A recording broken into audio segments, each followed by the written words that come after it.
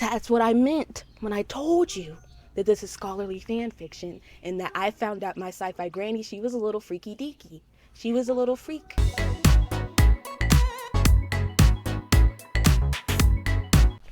Hey, what's up, you guys? It's Sketchbooks and Bookbooks, also known as Logan. As you can see, we're in a different setting today. We are outside, featuring my mother's beautiful rose garden, okay? She's got multiple gardens in this yard, okay? This is just one of them. And, yeah, give it up for a black woman and a green thumb, okay? But, also, I hope y'all appreciate this because I had to pop 2 allergy pills before coming out here, okay? I'm ready for the consequences, but still, I hope they'll be mild. I'm going to be talking about Octavia E. Butler's Dawn, okay, the first in her Lilith Brood trilogy. And I am really, right now, Lilith Brood, I am 2/3 through. Okay, I finished Dawn, I finished the sequel, and I've said this before on this channel, I'm really not one for a series. So like trilogies, anything longer than that, I can't do. Because for my attention span, I don't know. Something's wrong with me. I get bored really easily. I get bored, and then I'm just like, no, I need a break from this, and I'll come back. I think I've done that before. Like with trilogies I've finished, I'll like read 2 of them, and then like I'll get maybe a quarter through the 3rd book where I'm just like, I'm tired of hearing about this world. I'm tired of hearing about these characters and the story, and I put it back, and then some amount of time passes or I'm like, okay, let's pick it back up again. I pick it back up and I finish that bad boy. And that's what's gonna happen with Lilith's Brood. Even though I love Octavia Butler, y'all know that she's my sci-fi granny. um yeah, I'm just gonna have to take a break, but I want to finish this and talk about it first. So yeah, Dawn, it's the first in the Lilith Brood trilogy. It's science fiction, and the best way I can describe it is scholarly fan fiction. Scholarly in the fact that it requires 100% of your brain cells, okay? Like all brain power has to be put into this book. And then it's fan fiction because it's just wild. Wild, and there is some debauchery, but it's like, scientific. And it's not like erotic or romantic, really, but it's there. I don't know if it's actually debauchery. I don't think it's debauchery, but it kind of somewhat is. But anyway, I need to get into it. So I guess I should do a synopsis of this, okay? It kind of takes place in the future. Not kind of, it is. It takes place in the future for when she wrote it. For now, I feel like it would kind of be current, the time period that she's talking about. But one woman is called upon to rebuild the future of humankind after a nuclear war that humans caused themselves. Like, we try to kill each other. Not hard for us to imagine, I'm sure. And then this revelatory post-apocalyptic tale from the award-winning author of Parable of the Sower. We already know that. But yeah, so the main girl, her name is Lilith Iapo, hence the title of the trilogy, Lilith's Brood. It's also called Xenogenesis. I like Lilith's Brood better because it's easier for me to say, I feel, okay? But yeah, so Lilith, she wakes up from a sleep in this room all by herself, and then she comes in contact with these freaky aliens. They come into the room, and they are called Oankali. I'm not sure if I'm saying that right. It's spelled Oankali. We are going to say Oankali. Don't know if that's right, but that's what I've been saying. That's what I'm gonna continue to say. So yeah, Oankali, they're the alien race, and apparently how they survive is by like blending with other alien species, becoming something new, and then living as that version of themselves for a while, and then finding a new alien species to interbreed with, and then the cycle just continues. That's the Oankali lifespan. That's how they continue. It's kind of like, I don't know, it's not like bees, because bees pollinate flowers. It's something like, I don't know, I'm not a scientist and I can't come up with an accurate analogy for this. It's kind of like Nick Cannon, I guess, having all those babies. Except the Oankali, they take care of their babies. I don't know. That was an unnecessary analogy. But anyway, the point is, these Oankali, they just like find alien species, they breed with them, and then they make a new species together, and then that new species goes on to find another alien species, and somehow it's still Oankali. Like, that's how the Oankali have evolved since I guess, the dawn of time. Okay, but Lilith is faced with this huge decision of they're like, the only way we gonna save humanity is if, we get together and we breed, kind of, okay, and then y'all we can save your planet. The Oankali have like all these, it's not crazy powers, but they can, it's genetic modification. That's what they can do just easily by, it's like their this chemistry, it's kind of chemistry like in their skin. Like, I guess, first of all, these aliens look like they have tentacles. And they, like, the liquid, I guess, that they seep out of their skin can change the chemistry of other things. And it's biology and stuff. I don't know. That's why I say it's scholarly fan fiction. I tried to give a synopsis, but I feel like it was just, I feel like you're super lost right now. That's okay. We're gonna get into the review anyway. So the pros for Dawn, the first in this trilogy. Pros for the get-go, as always, characters were bomb. As always. Lilith Iyapo, she's a black woman. I liked her. She's super smart, like, she's super rational. And at this point, like, I've only read Parable of the Sower, and then that series, and then this. And that seems to be a trend. Like, if Octavia E. Butler is writing black female character, like, you can best believe she's gonna be smart, capable, and dependable. Like, you may not always agree with what she's doing, but you're always going to understand the logic and reasoning behind what she did. Okay, so Lilith, I was backing her 100%. That was my girl. I was ride or die. I was like, yeah, I'm with her. And I believe, because they kind of pick her to lead this entire thing, to, like, they decide that after raking, because they put her in a coma, okay, after this nuclear war and everything. She sleeps for like years. All right, it's like cryogenesis sleep. It's just you don't really age, not that if she aged anyway she would still look good, because black don't crack, you know what I'm saying. Look at the sun, look at my melanin, you see it anyway. But yeah, so she was cool, and they decided that she was the best candidate to, like, convince other people that, hey, in order for the human race to continue, we should hook up with these aliens, which is a hard thing to do. So it's a great honor that they were like, Lilith, we think you're capable. So yeah.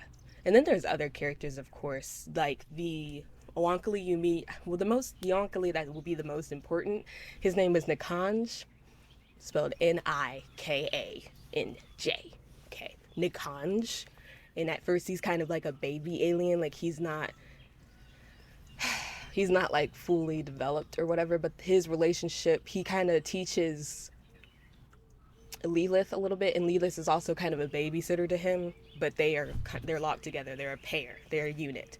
And when I tell you, I don't know, I guess shipping is the right word, because I was like, their relationship is sweet, and I like them together. I like their relationship. I think they're cute.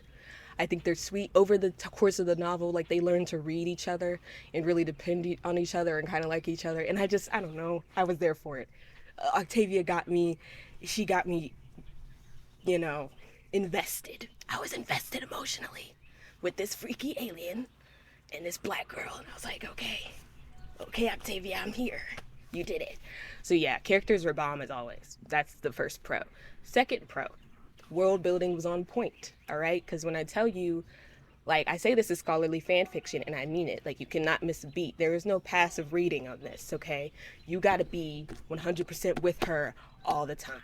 You got to keep up with her, because first of all, I don't know, this alien, I guess the world building, it makes sense. First, I was about to go into the aliens, but that's another pro all on itself. The world building is believable, because we wake up and Lilith is just in this room on the spaceship, and she don't really know what's going on. And she knows she's, like, been asleep for a while, and she has no passage of time. She's very kind of, it's like when you wake up from a nap and you have no idea what year it is. That's how deep that sleep was. And that's exactly what she's been going through. So you go into this book, immediately you're disoriented along with her. And then as she finds out more and more, like, what's happened over the course of the time, like with the nuclear war and everything, you find out as well. So I don't know, it was just a very natural world building and very believable as well. It was just humans, like, yeah, humans went crazy and there was a nuclear war and y'all wiped each other out and Earth is inhabitable now. And I'm like, Sounds about right.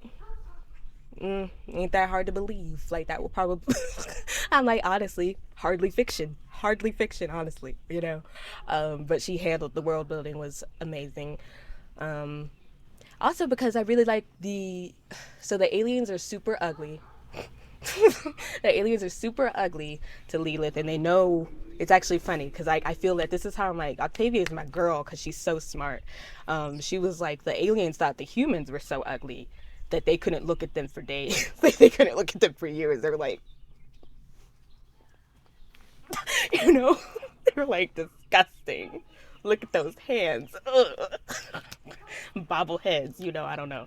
But they thought we were ugly. And then so her first test to get out of the room was she had to just sit in the presence of an Oankali, the father of Nakans, really. That's who the Oankali she sits with is. She has to sit with him until she's not disgusted by him. And then he lets her out because he's like, girl, you're going to see me everywhere. Because we all look like this. So you're going to get used to it. And he was like, you can't look away. And it was just very intense and like really unique. You know, like you wake up from this sleep on this alien ship and they're like, yeah, you ugly. We ugly to you. We get it. So let's just get used to looking at each other because we both going to be suffering.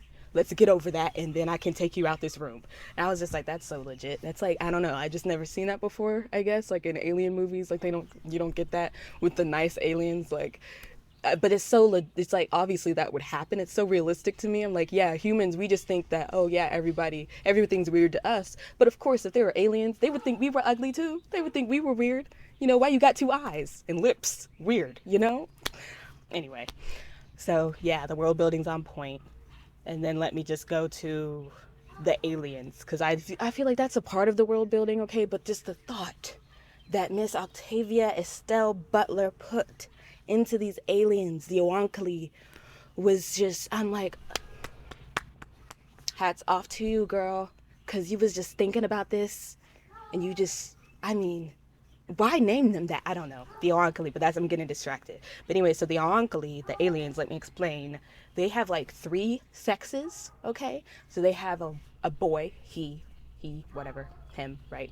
Then you got the girl, she, whatever. And then you have they, them, kind of, because, what are they called? Oh my gosh. It's not a male, female, and then Ooloi, okay? It's like an Ooloi, spelled Ooloi. That's what they're called. And they are these things, I don't know how do I describe them? They're like the go-between, because they will form when these aliens mate. It would all be a throuple, so it's 3 of them, a boy, a girl, and an Ooloi, okay? And the Ooloi is kind of the bridge to both of them. Because the Ooloi somehow, with its tentacles, it has a special arm, okay, that somehow locks into your like nervous system. And then I think of it, if you ever saw Avatar with James Cameron, Avatar, okay, they had a braid and it had these weird things coming out the end of it, and that's how they connected to the horses and everything, okay, and it was like exposed nerves pretty much. So I think it's basically like that. That's what the Ooloi have, their special arms, and that's how they do the nasty, pretty much.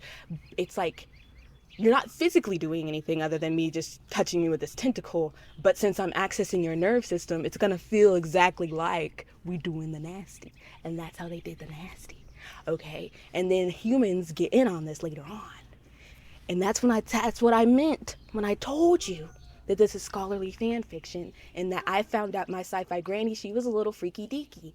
She was a little freak. I was like, Octavia, like I'm not trying to take away from the art that is Lilith's Brood. I'm just saying, girl, this is weird. This is weird. I didn't expect this from you. No one could have prepared me for this. And I was disturbed but intrigued. I couldn't put it down. I really couldn't put it down. So, yeah. But anyway, the alien race made a lot of sense. All right, so the Ooloi were like super precious, I guess, in the Oankali society, because like, I mean, they form every relationship. Like a boy and a girl, they do get together, but you don't get together without an Ooloi, you know. And then I think also women Oankali, they're bigger than the men, which I thought was interesting. But I feel like in the animal kingdom, I feel like that's also kind of true. I don't know about animals enough to say that. but I said it, so just don't hold it against me. I ain't no scientist. I already said that too. So yeah, but so the Uloya thing, it's just, I'm trying to think. Yeah, so they got tentacles, and pretty much like they are living on this ship that is actually like alive. It's like a plant, okay, and they like control the plant. I don't know, they communicate with the plant via the slime, this thin membrane of slime on their bodies and stuff, on their tentacles, I guess. And I don't know, they can do everything pretty much. The Uloi can do everything. That's the important thing. And the Khan, who I mentioned earlier, who I was like, develops a cute relationship. It's so strange to call it cute, but I think it's cute. With a cute relationship with Lilith. He's an Uloi. Okay, I said he. They don't really have a gender, but he feels like a he. I feel like, to me. But yeah, so he's an Uloi, and they can just change anything. Like over the course, it's kind of a spoiler, but he can change Lilith too. He can change anybody's body chemistry, and that's a part of why the Oankali fall in love with the humans, is because honestly, that there's something, they find cancer to be amazing because it's the changing of cells, and it allows them to do things that they've never been able to do before when it comes to the genetic modification they were doing with naturally. So yeah. So anyway, that's like the third pro. I guess the fourth one is it's creative as all get out. Everything that I've told you before, did you even expect that when I was like, this is about Lilith's brood? Did you expect anything that I was talking about? I bet you're saying no. It's crazy to me. Okay, I'm just saying it's a very creative and unique premise, and it's diverse as crap. You got black people, you got Asian people, you got white people, of course, they're everywhere. You got women, men. There's a lot of diversity here, and I love it. It was great. Yeah, but it was just a very creative and unique premise, and it's something like, I feel like science fiction has been around for so long now, years, decades, and I feel like no one has really ripped this off, because you really couldn't. It's so unique that there's no way that you could encompass every theme that Octavia did successfully. I don't even know how she pulled it off. I really don't know how she came up with it. I'm like, girl, were you doing drugs? I don't think she was. I feel like she just thought a lot. She was quiet and she was weird and she thought a lot, and this is what came out, and I respect that. Because I'm like, Stephen King was doing drugs, and I don't think he came up with anything half as creative as this. He was just talking about demons and stuff. That ain't even fiction. That's real. So anyway, that's the other pro. And the other pro, I guess, I don't know if this is a pro or a con, but Octavia did, you know how good at writing you have to be to get somebody like me to be down with the freaky deaky that was in this book? I'm like, I respect it, and my heart was in it too. She really made thruples, aliens and people, and I was like, yeah. And I'm not like that typically, but I'm like, dang, Octavia, you were just successful at establishing these realistic relationships, as weird as they may be, with the customs and things that she created. The person, it was just still good writing. Everybody was so realistic and personable, and she gets you. She pulls at your heartstrings. She's a good writer. Like, she can convince you of this world and make it real, and not only just convince you of it, but just like, yeah, you with it too. It is weird, but come on in. You want in on this, don't you? And I'm like, dang, I do. Because I read 2 books, and I will finish the 3rd one in my own time. So anyway, what are the cons, if there are any? I guess one of the cons would be that it's scholarly fan fiction, y'all. And it's not going to be for everybody, okay? It's just not. Some people are going to be like, no, that's a strong no for me. It's a strong no. Okay, some people are like, nah, it's just too freaky for me. I ain't ready for that yet. And I'm like, I respect you. I'm gonna let you be. I'm not gonna push it on you. You all get to choose. It's up to you. So that could be a con. And the last con, I would say, if you get attached to characters, then this really wouldn't be the book for you or the series for you, because Octavia was like, no, this is about the story. This is about the story and themes and what I have to say about humanity and who we are as a people, as a species. Because really, there's a main theme that established early on. That dog just barking away. I don't know if you're gonna hear it or not. I don't care. We ain't got the time, because it's been here. I've been talking, he's been barking. We've been fighting for the spotlight this whole time. But I'm gonna win because I got editing skills. Anyway. So yeah, it's plot and themes over characters. Like, this is about Lilith in the first book, and even though she's in the sequels, it's not from her point of view ever again. You don't get her point of view again. And one of the themes that I was talking about that's prevalent in this, that is very obviously like a main theme that she revisits over the course of the series, is that humanity is made up of two factors in the eyes of the Oankali, and it's like hierarchy and what is it? Is it hierarchy and like we're intelligence, but it's like that hierarchy. We have a hierarchy, and that's just gonna destroy us every single time. Something like they're like, you are doomed to destroy yourselves due to this like hierarchical gene that's inside of you guys. Like, it's like we can't get rid of it. It's just natural to you, and it's going to destroy you every time. I feel like that was one of, I don't know what the other one was. I feel like it was just intelligence and hierarchy that was like gonna be our detriment. But I'm like, yeah, when she says that, like, she's touching on racism, she's touching on sexism, she's touching on ableism, she's touching on all of that. All of that discrimination can be summed up with hierarchy, okay? Like exclusion and inclusion. You are lesser than because you are not like this. You are better than because you have this. You know, I'm just like, she touched on all of that effortlessly just by saying hierarchy is written into human DNA. That is so freaking deep. That is so deep. Ooh, I'm mad she dead. But she is. And then, also, whatever. That's a separate video. Because why did I never learn about Octavia E. Butler in school? Why is she not on the list of readings? I don't understand that. Hear about Toni Morrison. I actually didn't hear about Toni Morrison in school either. But I would have rather have heard about Octavia E. Butler. That's all I'm saying.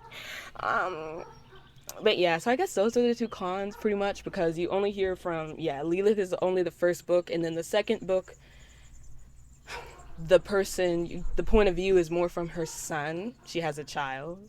And then after that, it's another offspring that she has. But the characters you meet are all there throughout the story. It's just, they're not gonna, Lilith is never gonna take the center stage again. So if you get attached to characters, don't. Because Octavia, like, I don't care. I have a story to tell, and this is the best way to tell it, okay? So, yeah. But that's my review on Dawn, Lilith's Brood Part 1. I will do the second book as well. Because I think I like that one better. I think Adulthood Rights, that's the second book to this, the sequel. I think that one's my favorite, which honestly, when it comes to trilogies, the second book in the trilogy is usually my favorite. That one's usually one I'm like, yeah, that's when it was a good spot. The meat right in the middle, that was good. You got, if it's the sandwich, ain't nobody care about that bread. It's about what's inside. And when it comes to trilogies, I'm like, yeah. The middle one, I'm like, you hit the stride, I guess. I don't know. They found the sweet spot, and it was nice with like Hunger Games, Catching Fire. That's the best one. And I'll fight you over that. Fight you, and I'd win because I'm white. Now, when it comes to movies, I don't know if the same thing is true, but when it comes to books, I don't know. For some reason, the second one just be hitting different. And so, yeah, I really like this one. I would love to own it someday. I just love Octavia E. Butler, so I feel like I would own anything that she has. But, yeah, I'll do a second one for Adulthood Rights. Thank you for watching, for joining me outside today, in my mother's rose garden, talking about my sci-fi granny who was a little freak on the side, Yeah, and it's been Sketchbooks and Book Books. Go read a book, have some dotsy watsies, and I'll catch you next time.